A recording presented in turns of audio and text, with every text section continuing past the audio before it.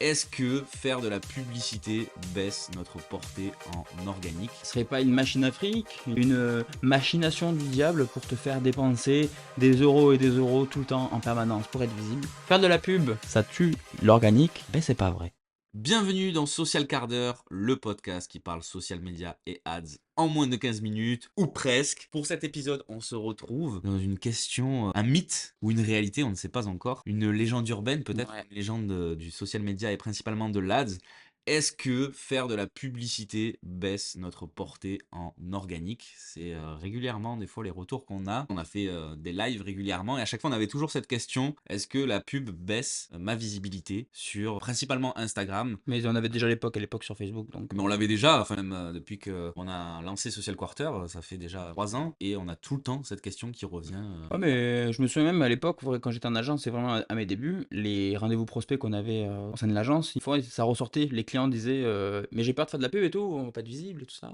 On était obligé d'y répondre. Donc c'est pour ça qu'un petit décryptage se faisait ressentir pour pouvoir un petit peu entrevoir le mythe de la réalité. Est-ce que faire de la publicité, effectivement, est-ce que ça fait perdre de la visibilité sur l'organique? Est-ce que du coup, ce serait pas une machine à fric, une machination du diable pour te faire dépenser des euros et des euros tout le temps en permanence pour être visible? Oui, parce qu'on pourrait penser que on démarre, allez, on teste un peu, on fait un petit boost de post, on met un petit peu d'argent sur Meta, et puis derrière, on voit nos publications baisser en portée, et on pourrait se dire bah, peut-être que Meta essaye de me faire dépenser plus d'argent, vu que j'ai Ouais. déjà mis un peu de sous dans la machine, et là il fait exprès de perdre en visibilité pour se dire allez, viens, mets de l'argent, fais de la pub, et derrière de rentrer un peu dans ce cercle vicieux. Mais Ouais, pour moi, c'est un peu tiré par les cheveux. On va aller essayer un petit peu de déchiffrer le vrai du faux, parce qu'à mon avis, la baisse de visibilité, elle n'est pas induite par la publicité, mais plutôt par tout ce qu'il y a autour. Donc, on va essayer de voir un petit peu tout ce qui pourrait être responsable de cette baisse de visibilité et essayer de comprendre un petit peu que faire de la publicité, c'est pas forcément ça qui cache tout. Déjà, on va rappeler un petit peu le business model de ces plateformes. Le business model de ces plateformes, Rémi, c'est quoi? Est-ce que c'est à tout prix de faire payer les annonceurs ou c'est de garder les utilisateurs sur la plateforme? je pense que c'est garder les utilisateurs. On le voit à l'époque sur Facebook, je me souviens, on arrêtait de mettre les liens directement dans la publication pour éviter de perdre en portée, puisque Facebook essaye au maximum de garder les utilisateurs sur sa plateforme. Donc il y avait la petite stratégie où on les mettait en commentaire, ce qui se fait toujours. Et du coup, on avait déjà cette indication qu'il fallait garder l'utilisateur. Plus on fait rester l'utilisateur sur la plateforme, plus l'algorithme de la plateforme va valoriser le contenu qui est C'est dessus. ça. Donc aucun intérêt en tout cas à faire sortir l'utilisateur de la plateforme. C'est ça. Donc du coup, quel est le meilleur moyen pour faire rester l'utilisateur sur la plateforme?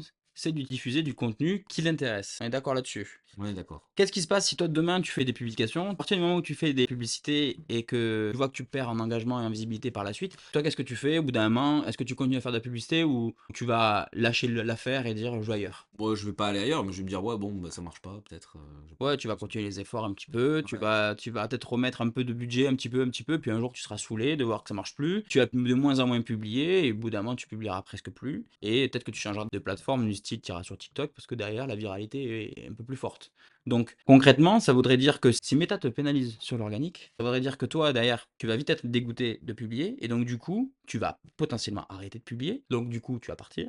Si les gens commencent à publier moins en moins de contenu, il y a de moins en moins d'utilisateurs, ou en tout cas il y a moins en moins de contenu à montrer, intéressant, parce qu'il y a beaucoup de contenu sur la plateforme, il y en a peu qui sont très intéressants, et donc si tu gâches un petit peu le potentiel de créateur de talent, tu fais fuir aussi les utilisateurs derrière, qui vont peut-être aller sur une autre plateforme pour retrouver leur créateur, ou en tout cas le sujet qui les intéresse. Donc du coup, il y a pour moi un effet contre-productif et qui n'est pas compatible avec le business model. Meta peut pas te pénaliser sur la publicité, parce que sinon, derrière, à côté, tu publies moins, ou tu publies plus, ou du coup, ton contenu est plus montré, et dans tous les cas, il y a une fuite des deux côtés. Il y a une fuite des gens qui font les publications, des créateurs de contenu, et tu auras une fuite des utilisateurs parce qu'ils trouvent plus de contenu intéressant. Donc pour moi, rien que pour cette raison, c'est pas possible que la publicité vienne te gâcher, vienne te punir. Par contre, il y a d'autres cas de vérité qu'il faut aller regarder, dont notamment, en fait, quand les gens viennent nous voir et nous disent depuis que j'ai fait de la pub, je touche plus autant de personnes, j'ai plus les mêmes résultats qu'avant. Et à chaque fois, on leur dit mais est-ce qu'il y a une remise en question de votre part qui a été faite? Est-ce que vous avez publié autant qu'avant? Est-ce que le contenu était aussi intéressant? Est-ce qu'il n'y a pas quelque chose qui a changé en fait dans votre organisation qui fait qu'on pourrait avoir une raison de justifier cette perte un petit peu de visibilité? Ouais, est-ce que vous n'êtes pas reposé aussi sur la pub et vous avez arrêté de publier, vous avez été moins régulier Ouais, voilà, peut-être? par exemple, ouais. Est-ce que le contenu promotionnel que vous faisiez dans la pub, vous le faites aussi en organique et du coup, il y a une perte d'intérêt de la part de peut-être vos abonnés ou de nouvelles personnes qui viennent de vous rejoindre?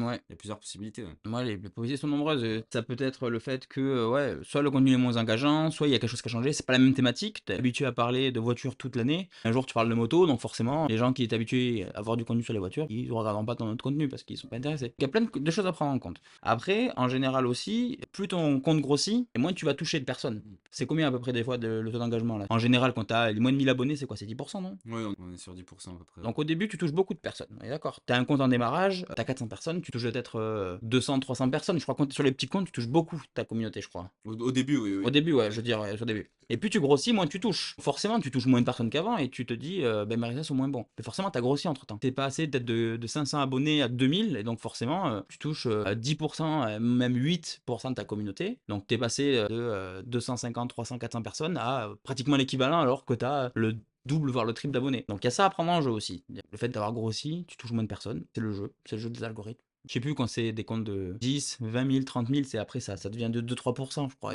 Ça baisse au fur et à mesure.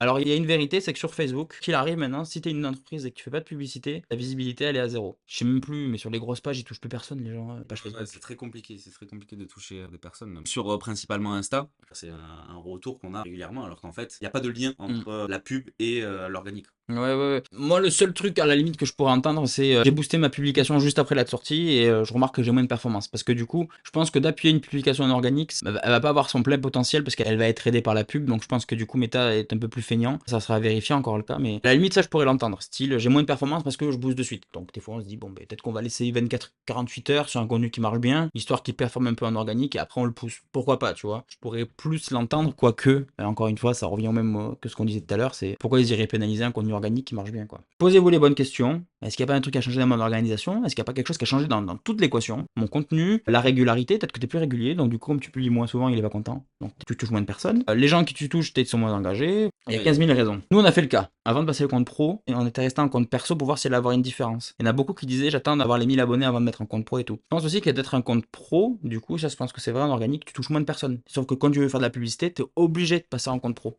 Donc déjà de base, t'es plus une personne qui partage du contenu à ses amis, t'es une entreprise qui fait un truc commercial, donc du coup, tu entres dans une autre catégorie de créateurs de contenu. Et là, elle est limite induite à ce genre de compte. Il y a ça aussi à prendre en compte. Mais nous, on n'a pas remarqué de baisse significative de résultats depuis qu'on fait de la pub. Depuis la première année, on fait de la pub, on n'a pas senti de ralentissement. Des fois, il y a des contenus qui touchent pas beaucoup de monde, mais ça, parce qu'on le sait, quoi. C'est le jeu aussi qu'on crée du contenu. Oui, c'est ça, on va pas perdre plus en portée que si vous n'aviez pas fait de pub en fait. Ouais, c'est ça. En fait, faut être conscient des règles, je pense. Tu publies, ça marche pas, bah, c'est le jeu de l'organique déjà. Si tu veux lui laisser un peu plus de chance, tu lui mets une pub dessus, un petit budget, tu vois, s'il prend. Pour le coup, si ton contenu il prend pas, peut-être de la faute au hasard aussi, hein, des fois. Un contenu est pas visible parce que dès le début, il a pas été engagé, et du coup, bah, ça prend pas. Alors qu'il y a des contenus directs, dès que tu les publies, ils ont des dizaines de milliers de vues parce que tout est cool dans le contenu et ça marche bien, quoi. Il y a plein de paramètres à prendre en compte. Donc la prochaine fois, quand vous entendez faire de la pub, ça tue l'organique, ben c'est pas vrai. Voilà, c'est faux. Vous pourrez le dire, non, je ne suis pas d'accord avec toi. Et voilà pourquoi. Et là, vous vous souviendrez de cet épisode de podcast et vous pourrez ressortir ces raisons. Ah oui, ça y est, enfin on vous a donné la vérité. Ouais. Est-ce que c'était un mythe ou c'était une réalité? C'est un mythe, voilà. Un mythe. C'est un mythe.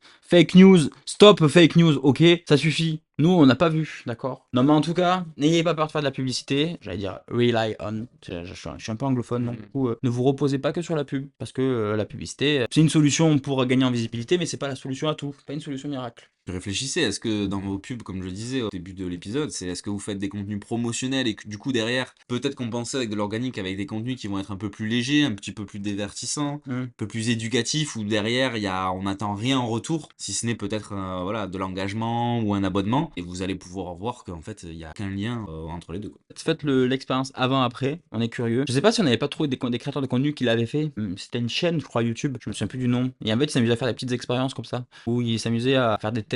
Alors je sais plus si c'était une chaîne YouTube ou si c'était un podcast. Mais dans l'idée, le mec il faisait des A/B testing un petit peu et après il partageait les résultats. Ça pourrait même faire l'objet d'une vidéo, ça, tu vois, style. Dites-nous nous si ça vous intéresserait de le voir en vrai. Pour de vrai. Pour de vrai. Test sur un mois, voir si... On prend le compte d'un client qui a jamais fait de pub pour rester cohérent et on fait une première pub et on fait l'avant-après. Au moment, ça va nous donner tort. Ça deviendra une réalité peut-être. Ouais, t'imagines. Non, mais en tout cas, c'est ce qu'ils ont fait sur Facebook. Faut pas l'oublier que maintenant, avec Facebook, si tu fais pas de publicité, t'es pas visible. J'avais vu qu'une seule page qui avait gagné des bons scores en organique. C'est une page qui publiait tous les jours du contenu, des photos, des ci, des ça. Et donc, il avait pas mal d'engagement sur sa communauté parce qu'il publiait régulièrement, tout le temps, tout le temps, tout le temps, sans publicité. Et aujourd'hui, monter une page Facebook, mais d'ailleurs, ils ont buté Facebook pour les entreprises à cause de ça. Alors, je sais pas si c'est voulu pour qu'ils aillent sur Insta après les gens, mais dans l'idée, à l'époque, t'avais une page Facebook, tu pouvais être visible, t'avais des résultats et tout. Et aujourd'hui, c'est fini. Si tu veux pas de publicité, c'est fini. Ça sert à rien. Va sur Instagram. Ouais, c'est compliqué. À part les clubs sportifs, à la limite, les grands clubs sportifs qui ont une grosse communauté. Mais même, je pense pas qu'ils touchent beaucoup de leur communauté. Mhm. Les seuls trucs qui sont cool, je pense, qui peuvent marcher en organique, c'est ceux des contenus viraux. Tu sais, les pages qui partagent des blagues, des vidéos à la con, des reels et tout, là, pourquoi pas. Ton avis, là, sur les reels Facebook, est-ce que bien diffuser ça en organique? Ça va dépendre, des fois on a des surprises, des fois on a des reels qui cartonnent, Ouais. ça va dépendre encore au niveau de la cible et du type de contenu. Souvent maintenant en plus c'est des reels d'Instagram qui sont recommandés aussi sur Facebook. Ah ouais, ouais. Facebook a essayé d'intégrer un peu les reels, mais Ce que j'allais dire, peut-être que du coup, ils ont corrigé ça avec les reels. c'est le seul format qui permet d'être un petit peu encore visible. Visible sur Ouais. Facebook, ouais. Tu fais pas de pub et t'es sur Facebook, fais des reels ou va sur Instagram. Concrètement. Et par contre, si t'es une page Facebook, tu peux te mettre à faire de la pub. Mais par contre, dans tous les cas, ça change pas la question que quoi qu'il arrive, Facebook, que tu fasses de la pub ou que tu fasses pas de la pub, de toute façon, t'es pas visible. Dans tous les cas, tes publications en organique, elles sont pas visibles. Donc autant mettre un peu d'un billet et gagner en visibilité. Tant que vous continuez à être constant sur Insta, en même temps que vous faites de la pub, c'est ce qui va vous permettre d'avoir les meilleurs résultats, puisque au final, en même temps que vous faites de la pub, derrière il va y avoir des visites sur votre profil, et si on voit qu'il y a du contenu en plus en organique, avec des stories, etc., il n'y a aucune raison en fait que derrière vous perdiez dans cette portée, et puis après, il faut voir aussi l'intérêt derrière des publicités qui potentiellement vont vous rapporter peut-être plus rapidement aussi des clients. Il faut mesurer le pour le contre. Peut-être que vous allez avoir moins d'engagement et de portée, mais peut-être que vous allez générer plus de chiffre d'affaires. C'est ça. Bon, mais écoutez, je pense qu'on a répondu, on a élucidé la question. D'ailleurs, il faudrait qu'on en refasse des mythes ou réalités. On va faire en mode enquête vraiment. Enquête exclusive. Ouais. Et j'allais dire une connerie, mais je vais pas la sortir. J'avais fait un jeu de mots, mais en fait, le jeu de mots est pas drôle. On va pas se cramer là en podcast. Ben écoutez, on vous dit à bientôt. Merci Rémi pour cette intervention très marquée, ponctuée de réussite, de challenge. N'hésitez pas à vous abonner en tout cas. Ouais, abonnez-vous si C'est pas le déjà cas. fait Ouais. sur Instagram, un social quart d'heure. On compte sur vous. Nous laissez un petit like si vous nous regardez sur YouTube et à vous abonner aussi. Et puis 5 étoiles si vous nous écoutez sur une plateforme d'écoute. Et dites-nous d'où vous nous écoutez. Alors, la ville si vous voulez, mais surtout les plateformes. On a les stats, hein, donc ne mentez pas. Hein, on le sait. Si on voit qu'il y en a tous qui disent 10 heures, c'est pas vrai. Et c'est pas possible. Voilà, 10 heures, c'est pas possible. Qui écoute 10 heures podcast, ça sent. Bon, bref. Merci à tous. On se dit à la prochaine. Et n'hésitez pas, comme on dit, mettez 5 étoiles, abonnez-vous. Et on vous dit à bientôt. Ciao. Ciao.